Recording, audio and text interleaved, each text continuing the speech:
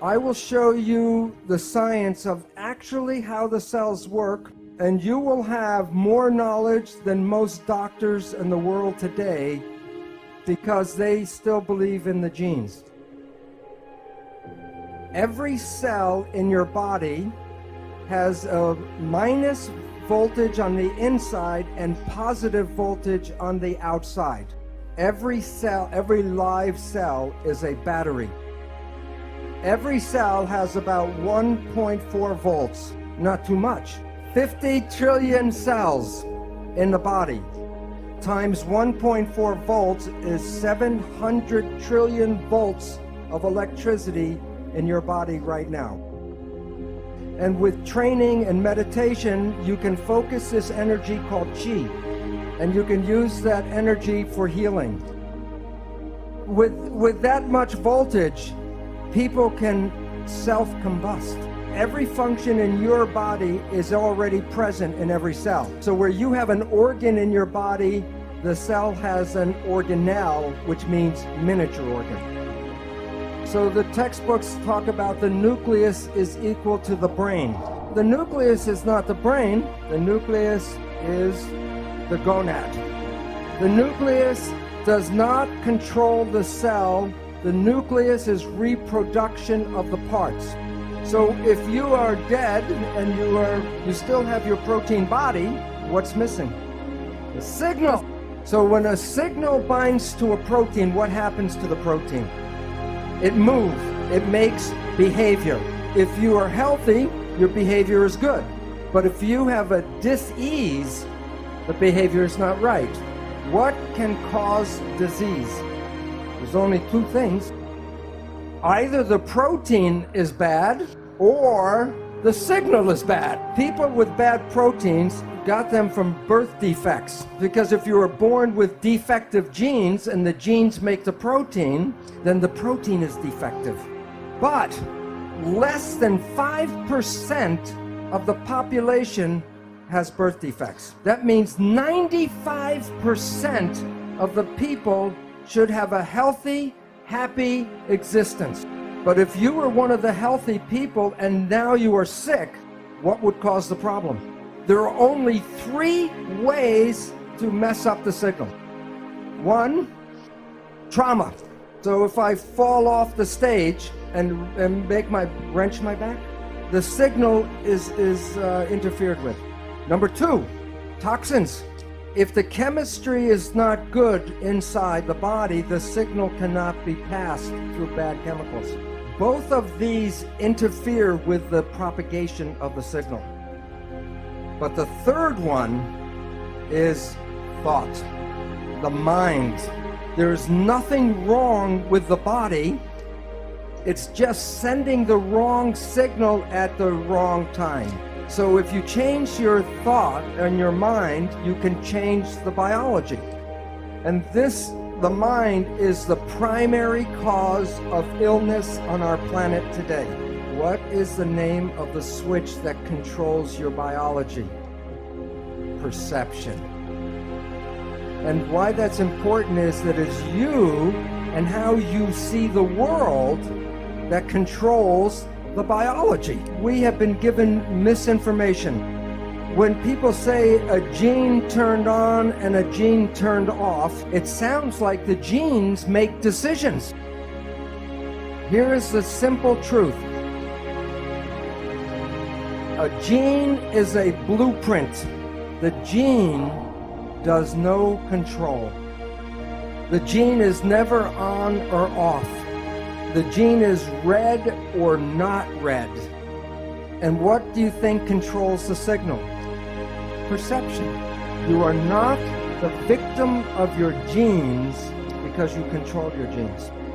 One gene blueprint using epigenetic control can make 30,000 different proteins from one blueprint.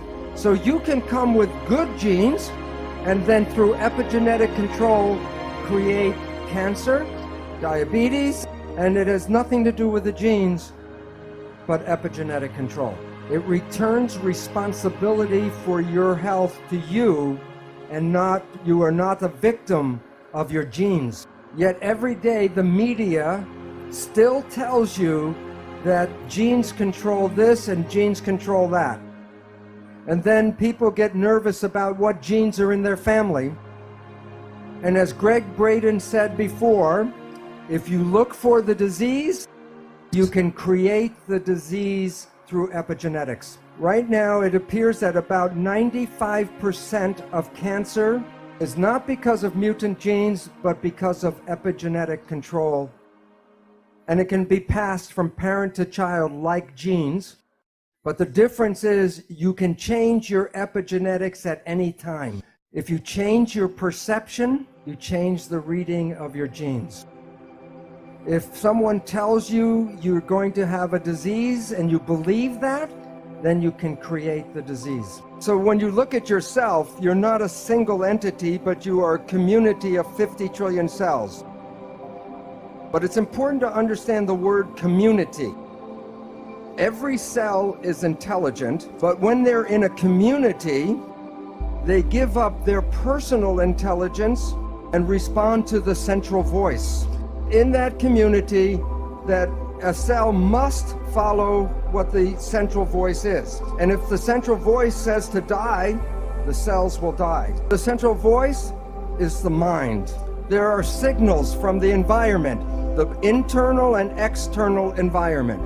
The brain, the function of the brain is to perceive the signals and then interpret those signals and then send the information to the cells to control the behavior and the genetics. So the function of the brain is perception, and from that creates the mind. Now, we have heard of something called the placebo effect, right?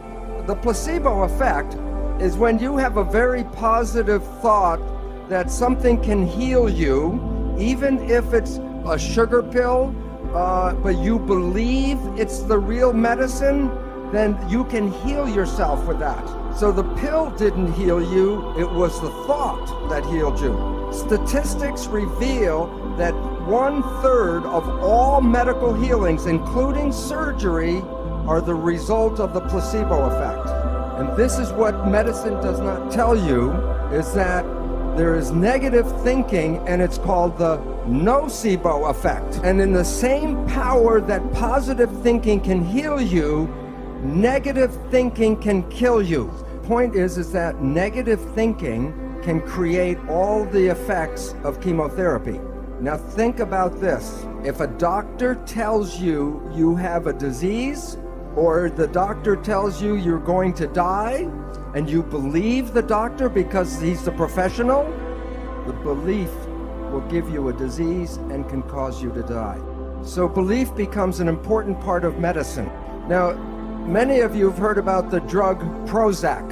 Every year, billions of dollars are spent on buying Prozac. And here's a surprise, that the Prozac is no better than a sugar pill, so that it is a placebo drug. And yet the people who take it believe in the drug so much, it makes them better. So if you believe that something is good for you, it will be good. And if you believe that it's harmful for you, it will be bad. So the question is, if we are so able to be healthy and young, why do we get sick? And one of the most important reasons is stress. And the function of the stress hormones is to take the energy of the body and get it all to run and fight. So the stress hormones will shut off the functions of things that will not be needed in fight or flight. One of the most important uses of energy in the body is the immune system. Stress hormones shut off the immune system. And the significance is every one of you right now is infected with almost all of the disease germs that humans have. Right now, if I take a blood sample, I will show you you all have viruses and bacteria and parasites. And you might say, well, if I'm infected, then why am I not sick? Because if your immune system is working properly, it will suppress these parasites and germs. But the moment you start to shut off the immune system, then these organisms begin to start growing again. So the idea that you catch a disease is not really true. You already have the disease. And the medical people call these germs and parasites opportunistic organisms. So if you are under stress and you shut off the immune system, then you give these organisms the opportunity to then make the disease. And yet when we get some of these diseases, we go to the medical doctor and they give us drugs to kill the germs and the bacteria. Well, this is very helpful if the disease is going very quickly. That was not the problem in the first place. The problem was stress that shut off the immune system. So to get healing is, okay, treat the disease, but also treat the stress.